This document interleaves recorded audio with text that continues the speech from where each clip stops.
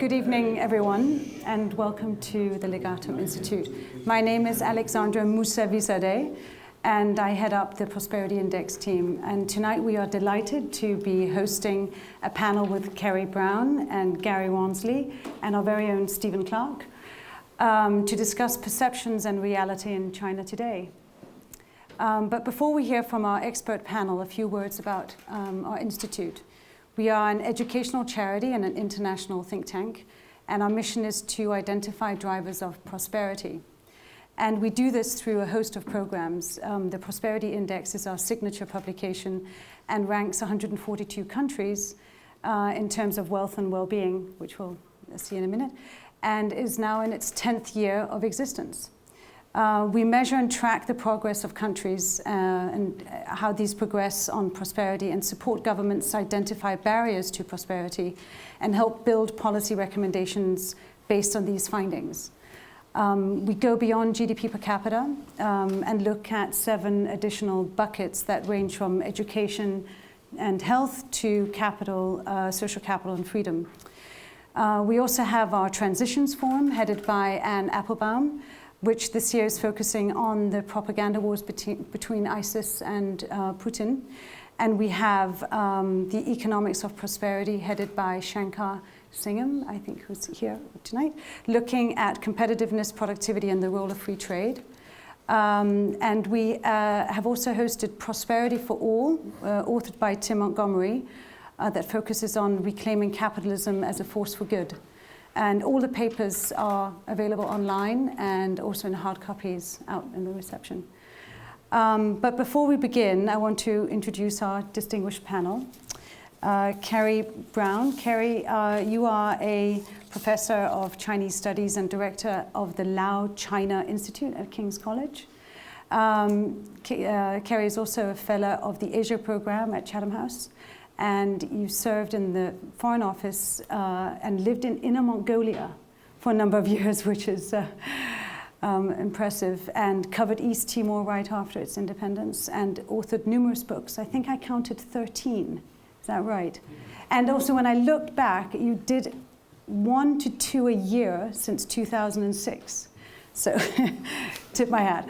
And Gary Wansley, wonderful to have you.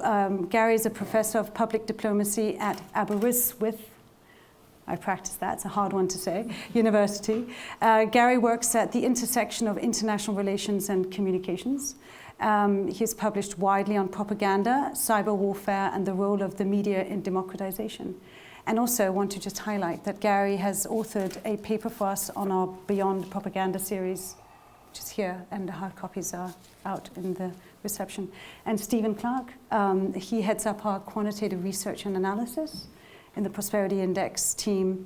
And he is here to tell us what the data says about perception and reality in authoritarian countries and China in particular.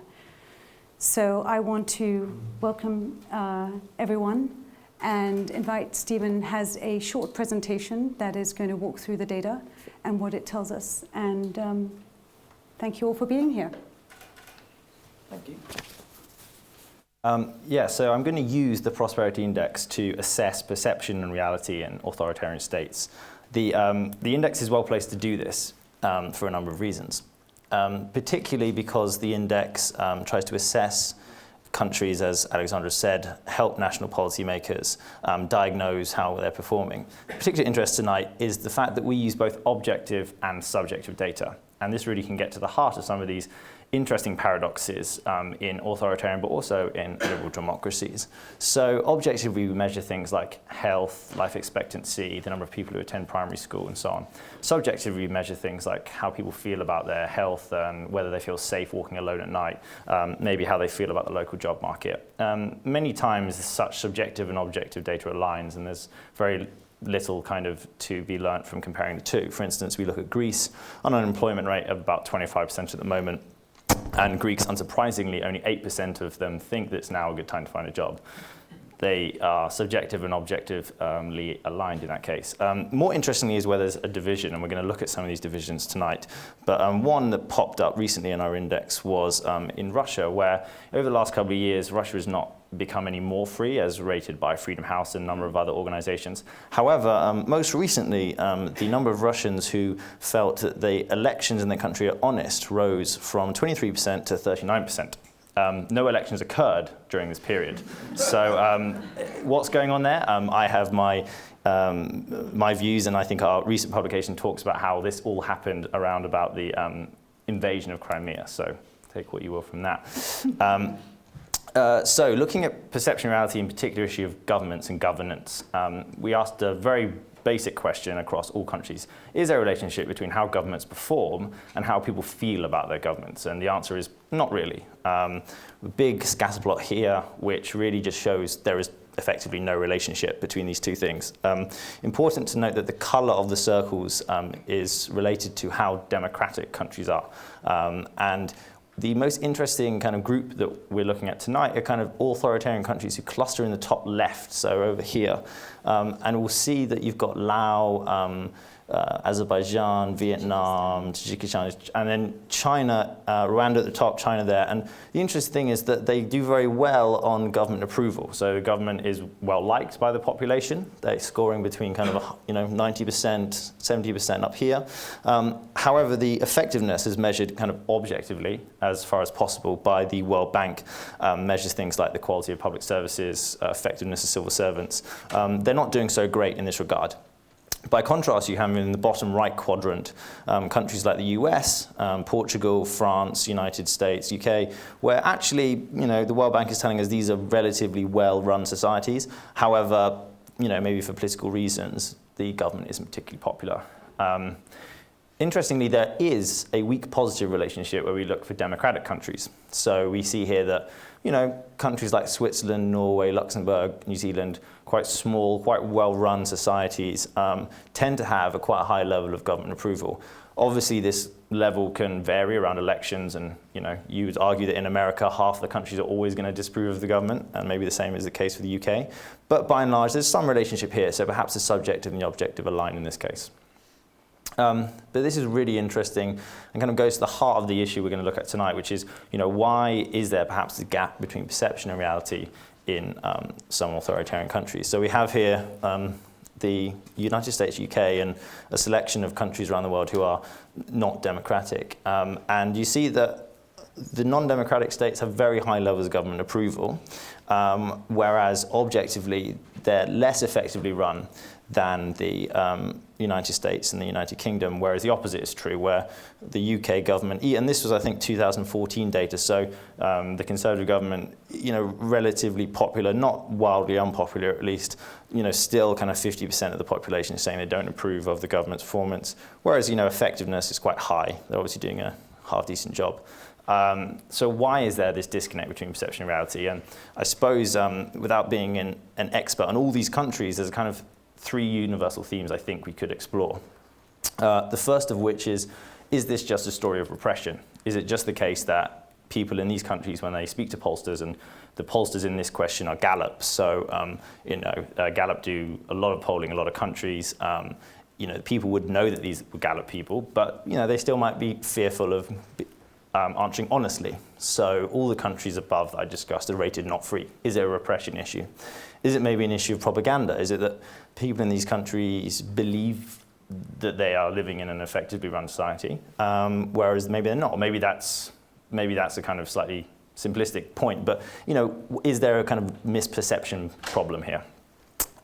Finally, I think that we could say that actually people aren't misperceiving anything, and they're actually very accurately perceiving the fact that for lots of these countries, they perform very well. China has had GDP growth of 10% per annum on average since 1990. These are World Bank figures. The country is 52nd on the Prosperity Index, so is doing relatively well. I know the government in China wants to be a middle-income country. They're already kind of in the middle of the pack when it comes to prosperity. Vietnam, similarly, 6.9% per annum growth since 1990. Kazakhstan and Saudi Arabia, less good economic performance, but Saudi Arabia, there's obviously issues to do with oil rents and kind of paying off the population maybe in that sense. But either way, people in these countries relative to perhaps other countries, relative to perhaps their historical experience, may believe that actually their governments are doing a very good job. So I'll kind of leave it there, but with this kind of trilemma, which is, is it the issue of repression, is it propaganda, is it performance, is it maybe all three? And hoping that tonight we can shed some light on this issue. Before we open up, I know a lot of people here have a lot of questions, but before we open it up, I wanted to give you the chance to comment or reflect on the sort of the data side of things and on Stephen's presentation and hear your thoughts. Gary, if you want to start, okay, and then well, Kerry. The first thing that struck me about this index was that I work on an area that's called soft power. I really don't like that term at all. I'm a big critic of the idea, but I can see this coming through a lot of that data there. A lot of the debates about soft power around the world, including in China, is focusing on media products and everything else. But what you're presenting in this data is, for me, what is soft power. The subjective stuff especially, as well as the objective. So I find this very interesting from my perspective. And I think that the three issues that you raise, is it repression, is it propaganda, is it they're doing well? I think it's a mixture of all of those things. And certainly, Kerry can probably speak more expertly than I can on these things. But certainly I don't think that any of these things are, any one factor is explaining this trend that you're seeing. And certainly in terms of propaganda, I think that it'd be too easy to say that the propaganda is working and therefore the people are responding in the way that they are, simply because the Chinese people now have more experience of other societies. They're traveling much more than they did before. We've got far more students than before traveling. They are exposed to a different kind of information environment than they were previously. But for some reason, there is this idea that they're very proud of China, they won't criticize China, they don't like other people criticizing China. So I think that there is still something that isn't explained by propaganda, it isn't explained by repression, but I think it's something to do with China, the nationalism that is a tendency that can help explain that. Probably Kerry can. Well, on the questions, there's a famous story which some of you may know about. I think when John Major met Boris Yeltsin when he was president, the late Boris Yeltsin when he was president of Russia, the Russian Federation, in the early 1990s, just after the collapse of the Soviet Union. And I think Major sort of asked him, how's the economy doing in Russia? And Yeltsin said, good. And then Major said, well, could you say a few more words, sort of help us understand it? And Yeltsin thought a bit and said, not good. So I guess if you ask a Chinese person, how's China, they'll say good. And then if you spend 5 minutes with them, not good.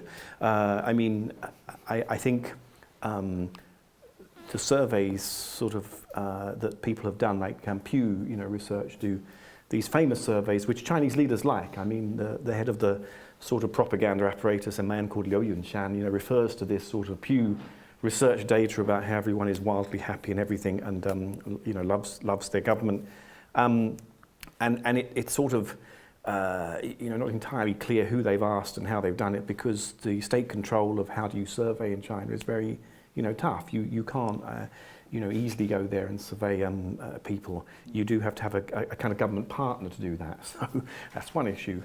From what I know, actually, the government do. So Chinese public opinion is a very deep and dark sea. No one really knows what Chinese people think in their inner lives, and that's always been a bit of a problem. And the Chinese government does obviously collect data on people's opinions, and they have sort of Chinese-style focus groups, and that has been factored into policy making. So there is that kind of consultation. Whether that translates into anything meaningful about people feeling that they are participating in decision making, that's a totally different question.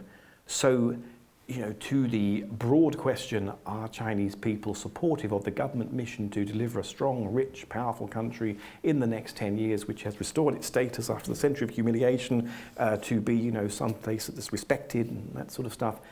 Yes, I'm sure Chinese people would be supporters of their government. Do they support the government mission to build a harmonious society with a new socialist countryside with a primary status of soon, kind of socialism by 2021, delivering its centennial goals? I think they would just go, what? We don't know what you're talking about. We just want tomorrow to be better than today. And in that sense, China is an optimistic place.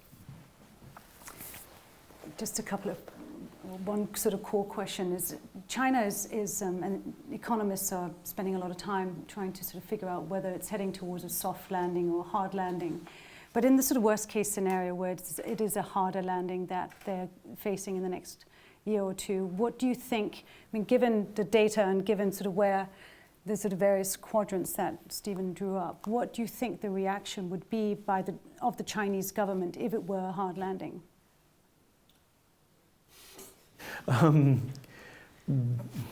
Well, yeah. I mean, the Chinese. So it's an extraordinary thing that in the 21st century we have simplified this amazingly complicated story of China's development over the last 35, 40 years into one statistic: GDP growth. And what does that measure? I mean, it's a measure of raw economic activity, and that could be benign or unsustainable or very, very stupid activity. I mean, it's just a measure of activity. And I think the Chinese government's knowledge of needing more sophisticated measures like unemployment levels, productivity levels, you know, kind of consumption levels, I mean, they are trying to get that message across. The fact that yesterday or the day before when they delivered this new target of 6.8% and everyone panicked like hell, shows that their messaging, for all the data we've seen, is not super great, because people still want to know that this one figure, which no one really has a clue what it means, is high. This is very strange. Gary, what is your sort of perception of what would happen if there were a hard landing? Goodness me. Well, it's a little bit outside my area, but you know, I would echo Kerry in terms of the messaging side of things, certainly. I think that the Chinese propaganda system is so robust and so sophisticated that it would handle it quite well from that perspective. And certainly we would see a lot of very interesting spin put on. Despite what's going on the ground, I don't think we would see much change in terms of the kind of communication messages that were coming out. In fact, we'd probably see a much harder type of communication coming out. You know, the one thing that we know about the media in China is that people do get alternative information. You know, so you know, China in no way is what it was, you know, 50, 60 years ago, this hermetically sealed, or North Korea is today this hermetically sealed unit where people are not getting information from outside. So they are much more aware of what's going on, not just outside China, but inside China themselves.